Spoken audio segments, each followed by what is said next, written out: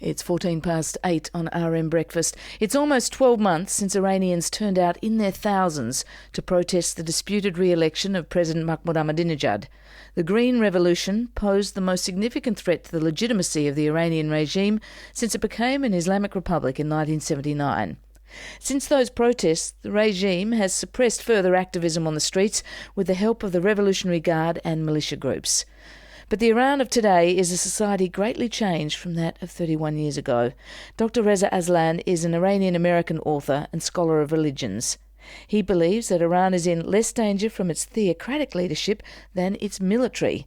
He's a senior fellow at the Center for Global and International Studies at the University of California, Santa Barbara. His most recent book is called How to Win a Cosmic War, Confronting Radical Religion.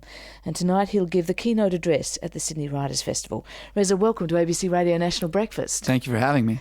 Today, 70% of Iran's population is under the age of 30. They're a pretty educated, sophisticated and certainly technologically savvy group of the population.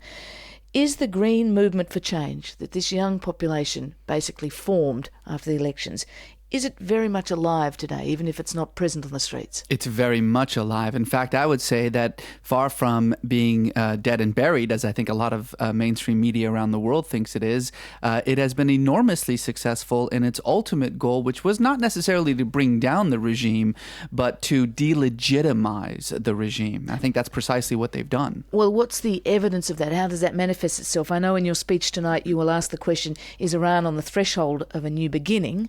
Which is quite obviously a complex question, but is there a clear answer? What are the signs of that? You have to understand that the Iranian regime legitimizes its rule based on two fundamental pillars. First, they see themselves as the locus of Islamic morality in the state, and this is a powerful argument, particularly to the so-called pious masses, the 50 million or so lower middle class Iranians who are fairly apolitical, not very socially conscious, and who see the state as the center of the morality for their lives.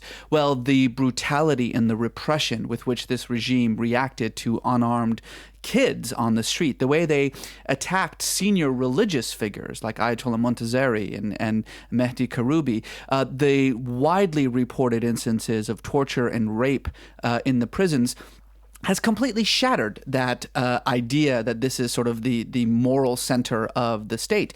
The second thing that the regime does to sort of validate itself is that despite its autocratic nature, it very much depends on popular sovereignty, which is why that Iran has these usually fairly free and fair elections. The will of the people is very important to the Iranian regime, and the widespread fraud, the bald-faced nature of that stolen election has also done away with that. So the very legitimacy of the Islamic Republic has been shattered in a way that we haven't seen in 30 years. But what is the power regrouping going on then since then? If the legitimacy of the regime has been shattered by the uprising of the people and the challenging of the people still aren't in control. We've seen the Revolutionary Guard has clamped down enormously on any kind of popular protest. Is the Revolutionary Guard now in control? Is that the centre of power in Iran? That's becoming the center of power. Iran has a very fractured political system right now. There's all kinds of poles of influence and poles of power. But what's happening is, you're absolutely right, is that we're seeing a slow, gradual militarization of Iranian politics under the leadership of Mahmoud Ahmadinejad and the Revolutionary Guard. Anyone with a turban in Iran is very systematically being replaced from a position of power with someone who is either currently or was just recently wearing the uniform of a Revolutionary Guard member. Iran is becoming a military dictatorship, as Secretary of State in the U.S., Hillary Clinton, mentioned. And so that is really the major issue now, is that the patina of Islamic leadership is gone. And the Green Movement has really brought to the surface the reality that Iran is descending into a military police state, and it's changed the loyalty of the Iranian citizenship. But what will that actually mean for the future? Is it now going to be a battle between people power and the military dictatorship, as you describe it? As you've detailed, the military guard are in charge of much of the economy, many sectors of the economy. They're in charge in the cabinet, basically. So at the political power, they've got all the weaponry. Is this a battle of might now? How do you think this will play out? Well, I think that the next major thing that we're waiting for here is not necessarily the one-year anniversary, though I do think that that's going to result in grand demonstrations and protests all across Iran again.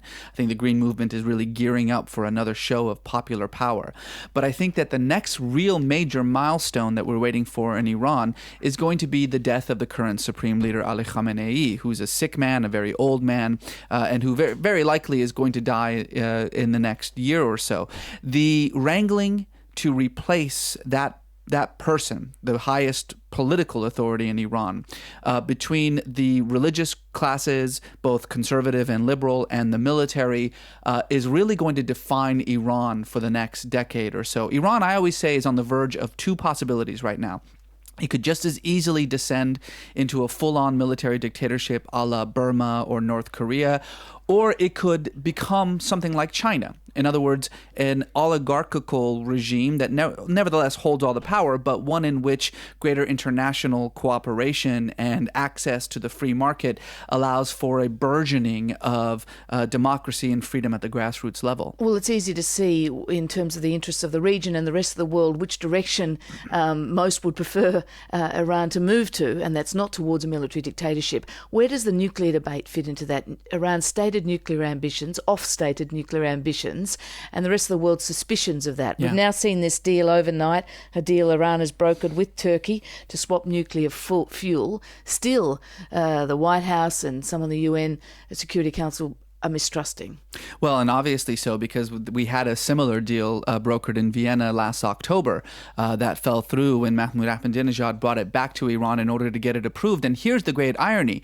The people that actually scuttled that original nuclear swap deal that Ahmadinejad negotiated in Vienna with the United States were the leaders of the Green Movement. Now, this is an emphasis here that has to be understood by outsiders, because when we think of Iran, all we care about is the nuclear issue. It's the number one issue in our minds. Iranians couldn't care less about this issue. In their top 10 list of to-do items, the nuclear issue is number 11. They are in the midst of the greatest social challenge to their regime, the great political fracturing, an economy on the verge of collapse. Frankly, they don't really talk about the nuclear issue that much. The reason that the Green Movement was so active in scuttling Ahmadinejad's very important, I think, nuclear negotiation deal is because they didn't want to hand him a victory. Not because they thought it was a bad idea. They probably thought it was a good idea. But it's so far down the list of their concerns right now that there's a real disconnect between the way that the United States and the international community wants to deal with Iran and the way that Iran wants to deal with the international community. Unfortunately, if we focus too much just on this nuclear issue, there is a very real chance that we could derail what could be a very significant social challenge to this regime. I know you've written in the past that the notion of trying to figure out how to stop Iran from developing a nuclear weapon is a waste of time.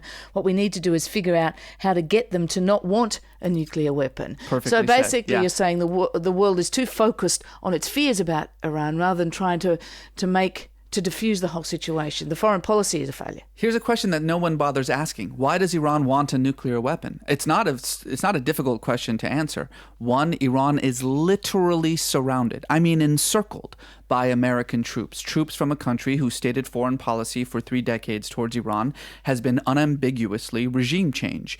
Two, as much of a threat that Iran with a nuclear weapon could conceivably pose to Israel sometime in the near future, as you and I sit here having this conversation, Israel has 200 nuclear weapons, most of them pointed at Tehran.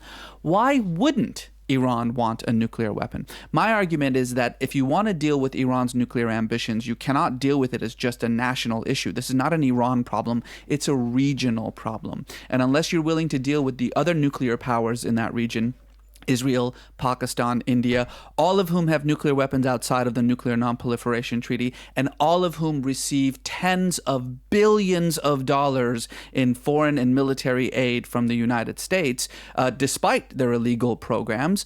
Unless you're willing to deal with that, you're never going to deal with Iran. Reza Aslan, thank you very much for joining us on Breakfast. Thank you for having me. Dr. Reza Aslan will give the keynote address at the opening of the Sydney Writers' Festival tonight at 6:30, and his most recent book is called How to Win a Cosmic War, Confronting Radical Religion.